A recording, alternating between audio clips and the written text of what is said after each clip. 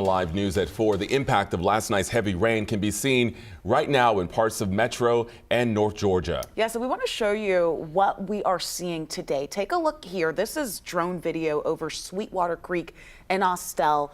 You can see how high that water is there. And it's not just happening here. We're seeing this at creeks all across our area.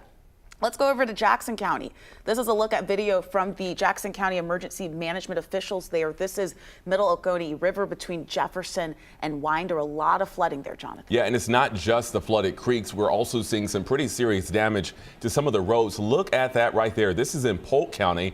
You can see a great view of this from our Sky Tracker right over Johnson Lake Road in Cedartown, where the road is just washed out, and a Jeep there, if you look closely, all swallowed up. Our Grace King is actually joining us live now from Polk County. Grace, what are you seeing out there right now?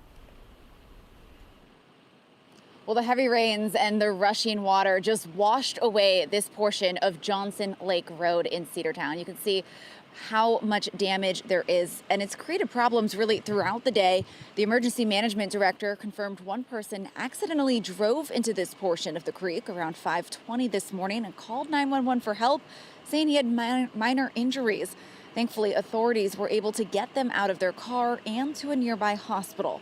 Now, as for the road, we don't know how long it will take to repair, but for now, you can't get across. So we spoke with drivers by phone instead. Oh, everybody's talking about it in town. More people came out to look at it, I think, than actually use it, but it's a pretty well used road, yeah. That's the only one that has received any damage to it. The rest were just affected with being closed or having standing water on them.